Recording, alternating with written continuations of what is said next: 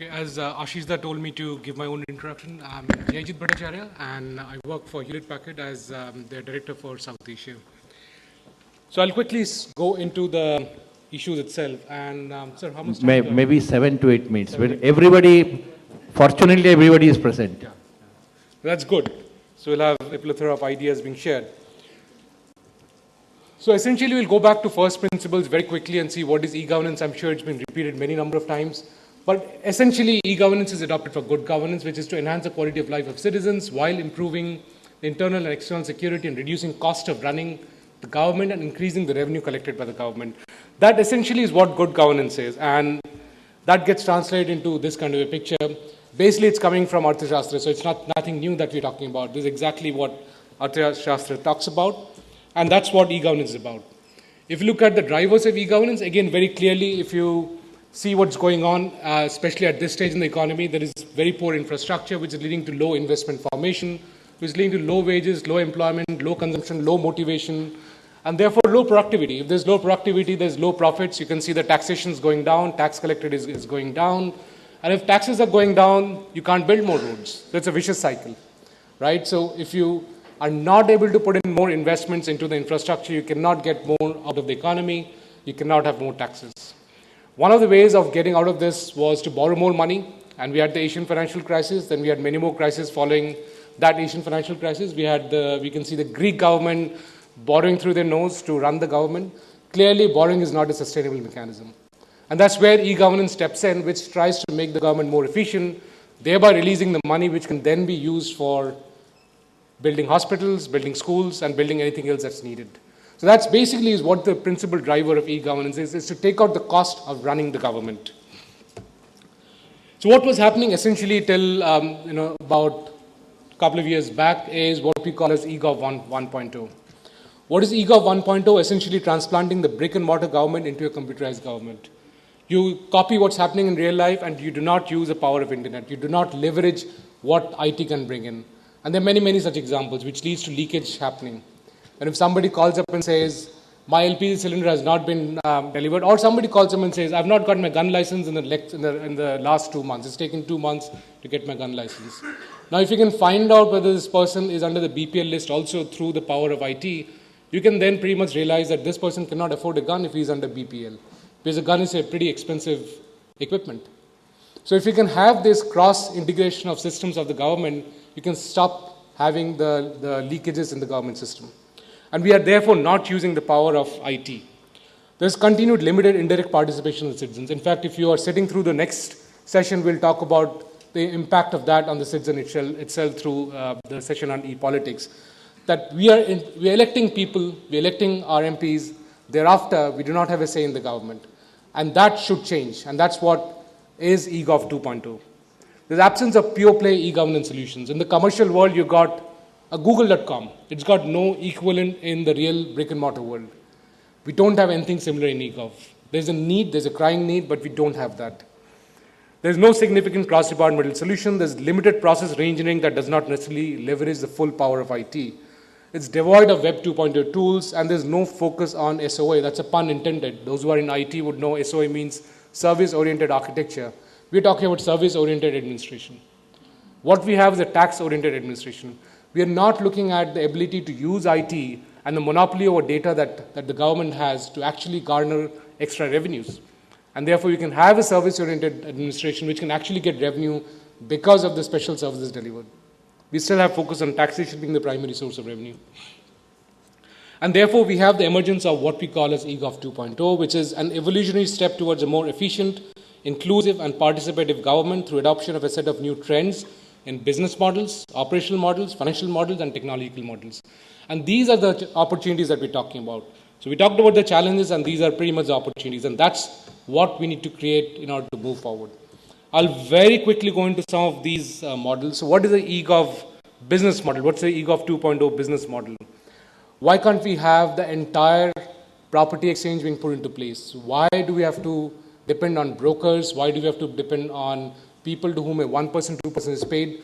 If the government sets up an entire system wherein you can find the buyers, like the stock market, do the mutation, do the sales deed, do the mutation, do the transfer of deed, and take out the problems of a deed-based registration system that we have in land records and kind of make it a semi-title-based system, we also take out a lot of inconvenience from the courts, because 70% of the courts in the civil courts is because of land records related issues.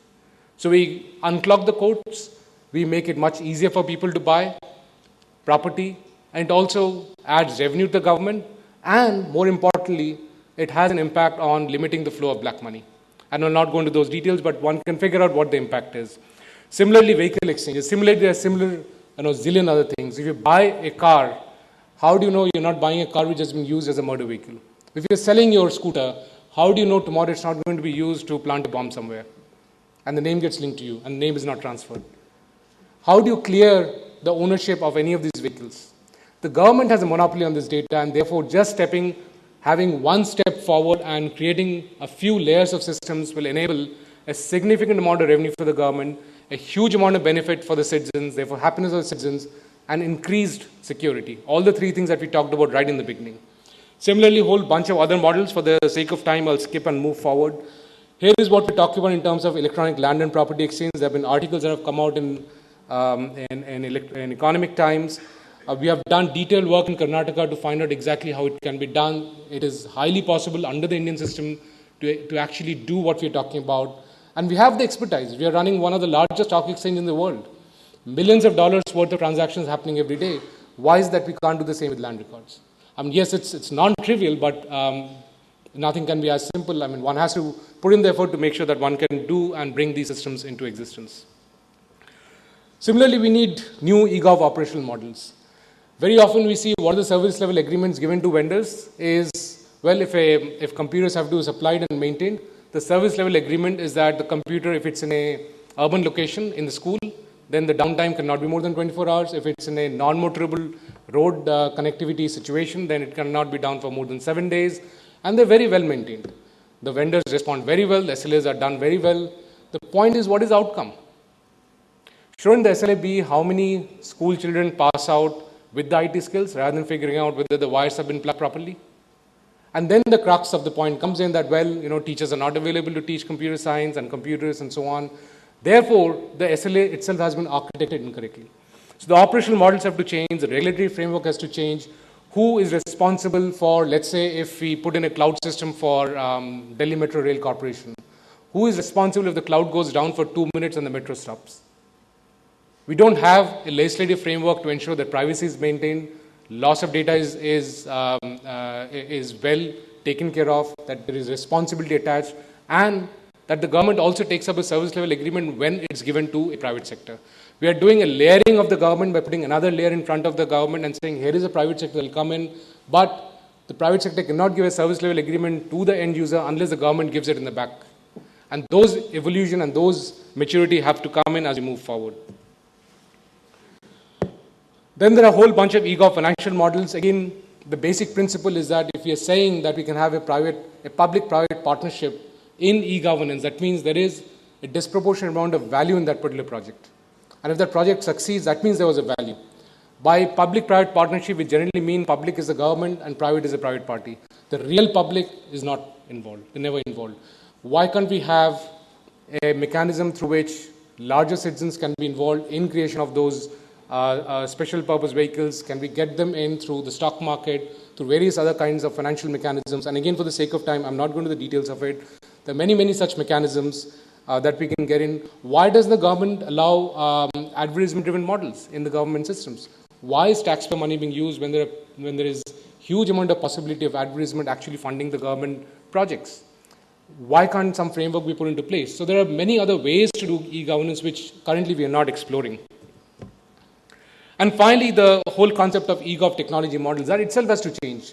It cannot be the static server has an application gets delivered over the internet, over the networks, and citizen uses it. The technology has changed it very, very significantly. We need to have democratization of technology, otherwise we'll end up in having people who have access to government and those who don't have access to government. Because those who don't know English or those who don't have access to the internet will not get the services. I'm currently looking at Facebook where there's a cartoon on irctc.com. I don't know how many of you have booked on IRCTC. How many of you have used irctc.com? Are you aware of it? What's your experience? Very good, nice. Uh, sorry? Average? How long did you have to wait on it?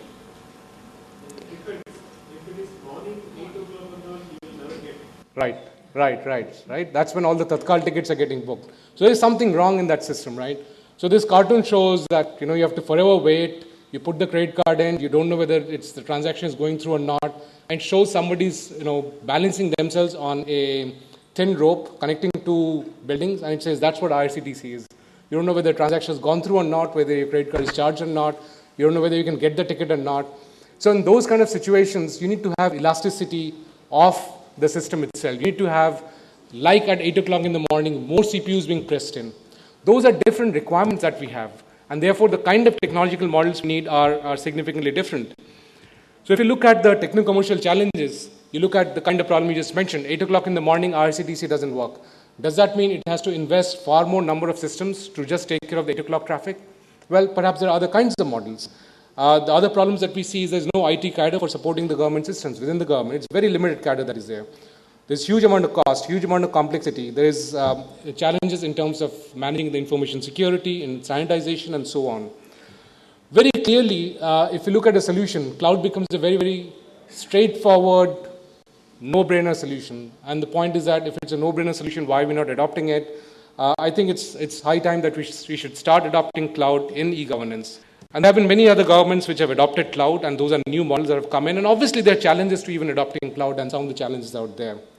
So what are we talking about when we went through all these models, eGov 2.0, all these challenges? We're basically coming back and talking about the three principles that whatever we do, if it's IT, BT, whatever, at the end of the day, the three pillars of governance should get supported. Thank you.